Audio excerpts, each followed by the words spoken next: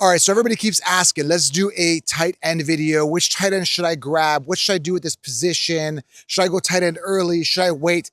In this video, I'm going to give you guys 3 tight end sleepers that you can get for amazing value and not even to worry about the position. This video is everything you need to save your season. We're talking tight end sleepers here for you on this channel, so you don't have to invest early on those tight ends that could potentially bust. We saw it last year with Laporta. So if you love fantasy football, if you love sleepers, if you love anything NFL, this is the channel to follow. Subscribe, hit the thumbs up, smash it, tap it, slap it, and grab the 16-round draft solution right now. Secure the solution, secure the championship. You will be light years ahead of all the sheep in your league. Grab 16 rounds right now. I've linked it below. You will be extremely happy. So let's quickly talk tight ends here. Let's talk tight end strategy. I'm out here on a stroll, though. Kids are playing tennis, so I'm like, there's a park around the corner. I thought I'd just come out here and do some vlogging here. I like helping coaching a little bit with the tennis camps and stuff like that. But I get some time here to talk fantasy football and integrate that here as well during the day. Enjoy some sunshine, clear skies. Look at that Northeast. You got to enjoy as much sunshine as you can here, especially in the summer months. You definitely want to take advantage of it if you live in the Northeast, because you know when snow kicks in, it's not fun. I hate the cold. I'm more of a warmth, sunshine kind of person. All right. So let's talk here a little bit about these sleepers I like at the tight end position. When you're looking at the tight end, you got to take a look at, what position are they in? Are they going to get volume, right? Because you don't necessarily have to spend a first round pick on a guy, in the first round, a guy like Brock Bowers. I think Brock Bowers is going to be a major waste this year because last year, if you look at a situation, there was nobody else there. So it's like, why wouldn't you go a tight end later? And that's what you could do this year. You don't have to spend a first round pick on Brock Bowers, right? It's a totally different offense, entirely different situation. And, it's a different scenario. So which tight ends could you grab later, right?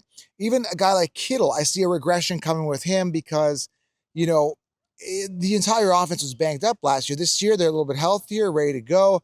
Kittle was a beneficiary. So guys like Kittle, guys like Bowers, very expensive in drafts. And it's kind of a rule I've always lived by. You always want to wait on tight ends. Why? Because there's other skilled positions you need early, right? Maybe even anchor your team with an ace quarterback or like a Josh Allen, right? Those rushing quarterback upsides, you want them early. So I always wait on tight end. Those running backs, load up early, right? So tight end, I always wait. As long as I get 10 points out of my tight end every single week, I'm happy. I'm really content with that, okay? So which tight end should I grab later? When I'm looking at sleepers, what should I do? Well, a good one to look at here when you're talking about tight end sleepers is Tyler Warren, one of the top tight end prospects coming out of this draft.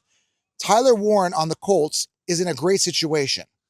They've got nobody else there at the wide receiver position that's actually really good. Pittman Downs, like, not exciting at all. Alec Pierce, like, none of these guys are going to get it done, right? If Daniel Jones starts, this could actually be a really good thing. Now, from what I'm hearing, Anthony Richardson is set to, play, and he's good to go. His shoulder's fine at the start of training camp, but that doesn't mean Daniel Jones isn't the starter. I think there's more upside with Daniel Jones as a quarterback for fantasy. Okay, that's my thoughts on this. Anthony Richardson has done nothing, so I think he's a big flop anyway. And so when we're looking at tight end, Tyler Warren's the guy you got to consider, around 7 to 8 ADP. And again, there's no real wide receivers there that are going to be a threat. Like, they're just not that good. Whereas Tyler Warren is one of the top tight end prospects who can catch the ball, who could really do some amazing stuff there, okay? So I do really like Tyler Warren as one of the value tight ends with some major upside. A second one who I absolutely love is Elijah Arroyo, okay? This guy is a receiving tight end, and obviously they believe in him because they just released Noah Fant, do the Seahawks. So there's an opportunity there. And you got Cooper Kupp there, who's older. JSN's going to get some volume.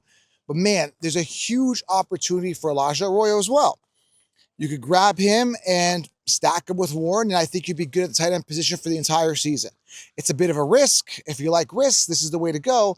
But I'm a bit of a risk taker. I don't play it safe. I don't just get safe tight ends like a Pat Freiermuth is an option, but I prefer more of a upside player in a good position. Now, again, what a great opportunity it is now with Elijah Arroyo, now that Fant is gone. So that could be huge for fantasy. I've got him. I ended up drafting him in a big money league back at the end of April. So I saw this even before the Noah Fant thing release. So that's good. I feel really good about that. So when we're looking at tight ends, it's about opportunity. It's about youth. It's about upside. It's not just about like, hey, I'm just going to, because Brock Bowers had a good year last year, I'm going to draft him again. It doesn't work like that, guys. You got to go for the upside. This is why I was able to scout out Sam Laporta the year he broke out, right? And then last year, everybody was on him, and then he ended up busting. So hear me out. Elijah Arroyo, Tyler Warren, rookies, I get it, but great opportunities to shine. Now, a third one here has another receiving tight end in a decent situation, but I think an injury has to happen for this guy to really shine, is Terrace Ferguson with the Rams. And you got a situation where Adams is there. He's kind of over the hill. Puka's shown his sign of injuries. So there could be something there where if Ferguson emerges as a red zone target, you know, it could keep going as long as he builds that rapport with Stafford. Now, I was just talking to Walter from Walter Football, who was on the show.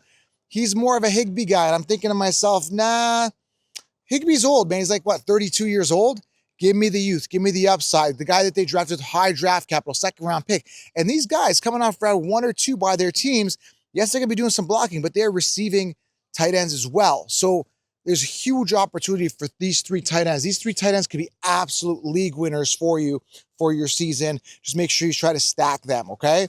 So Terrace Ferguson, Elijah Arroyo, and Tyler Warren, roll with it if you're into risk. If not, you can play it safer. Go for a tight end earlier, but I always wait on tight end if you're looking at strategy. Don't overpay for tight end. Take some risks, okay? This position, you're allowed to risk it a little bit, right? No risk it, no biscuit. Tight end is a position I do it on. And could they all bust? Sure. Could they all take off and boom? Sure. But if you look at other tight ends in that range, you know, it's kind of boring. It's kind of safe. It's kind of, go back and look at the numbers. Like, I don't care for a George Kittle relatively early or a Pat Freiermuth who's now got some competition there, right? All these guys, it's just like, they don't excite me. Give me some of these young tight ends in decent situations, right? And high draft capital. The team invested high draft capital, so they're going to get some work, potentially. Or they could be a nothing burger. Last year, a guy I suggested or I was thinking was Ben Sinnott. Ben Sinnott did not do as well as I thought. I thought Ben Sinnott would have done better, and he didn't. He didn't get the opportunity, and that's okay. And that could happen with these guys. But just understand, if you stack a bunch, you're doubling your odds of success, and we're narrowing it into guys in great situations that were drafted high by their team, right? But it's not even the tight end. You got to have a balanced roster all around. If you want to get that, grab a 16-round draft solution because you balance it out, right? You're going to have, you know, optimal running backs, a backup plan for a backup plan, the right quarterbacks, back them up, right? So it's not just draft these tight ends to take a risk. The other team is completely optimized, and you can get that in the 16-round draft solution. So your roster's ironclad. So even if you do take a risk on these guys, you're still going to be solid, all right? Go out there, enjoy the weather wherever you are. You get some vitamin D, enjoy it. I'm going to go back to tennis camp here, and hope you guys have an outstanding day. People kept saying, do some tight end videos, and this is it, man. When you're looking at tight ends, the key here, I got mosquitoes biting me now. The key here is to wait on tight end. That's the key. Wait on tight end and go for some risk and stack them. That's the secret, and you guys are going to be solid, all right? Subscribe, thumbs up, and don't overpay on those tight ends. I'm telling you, guys like Brock Bowers are in for a regression year. Be cautious out there. Lion mentality, think outside the box, and go grab 16 rounds. I also do private coaching below. Subscribe, thumbs up, and have yourself a great day.